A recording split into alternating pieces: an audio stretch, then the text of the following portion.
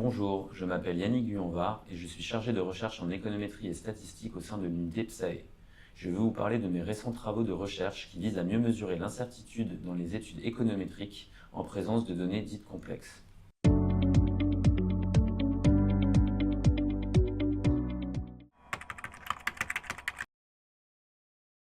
Un des enjeux majeurs de l'économie appliquée aujourd'hui est l'évaluation statistique de politiques publiques ou privées à l'aide de données de plus en plus riches et complexes, comme par exemple les données textuelles extraites de réseaux sociaux ou encore les panels d'individus à haute fréquence temporelle. Ces données permettent des analyses très fines mais à un certain prix.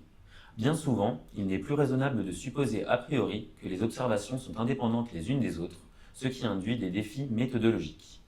Prenons l'exemple du réseau d'information comptable agricole ou RICA, qui centralise des informations détaillées sur un échantillon d'exploitation agricole française suivi dans le temps.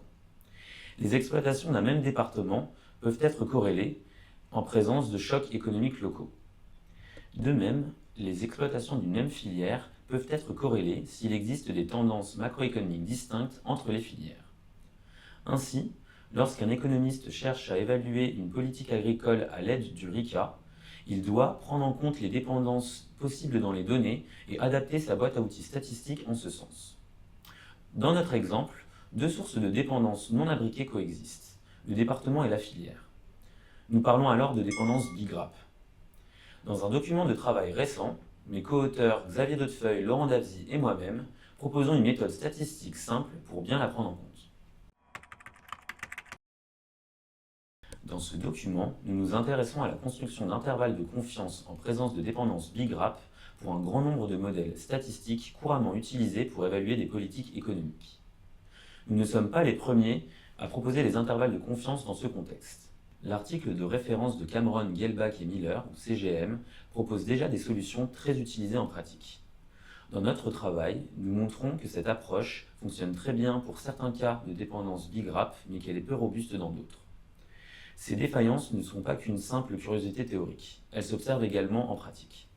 Pour illustrer ce point, Yanis Zegal, en prédoctorat à PSAE en 2025, a recensé tous les articles parus dans l'American Economic Review entre janvier 2018 et juin 2024 qui utilisent la méthode CGM.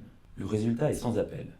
Pour 2/3 de ces articles, l'inférence basée sur la méthode CGM est sujette à caution. Que faire dès lors ? Nous proposons une méthode simple qui utilise les mêmes briques de base que CGM, mais en les combinant légèrement différemment. Nous montrons théoriquement et sur simulation que cette légère modification permet de garantir une inférence robuste dans de nombreux cas où la méthode CGM est mise en défaut. En économétrie appliquée, les modèles faisant intervenir des effets fixes sont particulièrement populaires. Si nous reprenons l'exemple de l'évaluation d'une politique agricole à partir du RICA, l'économètre pourrait vouloir inclure des effets fixes, départements et filières dans son analyse, tout en contrôlant une possible dépendance bigrap dans ces mêmes dimensions dans l'inférence.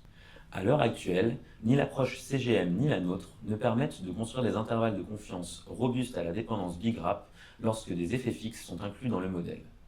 Ce sujet est au cœur des nouvelles recherches que je conduis avec Xavier Dautefeuille et Laurent Davzy.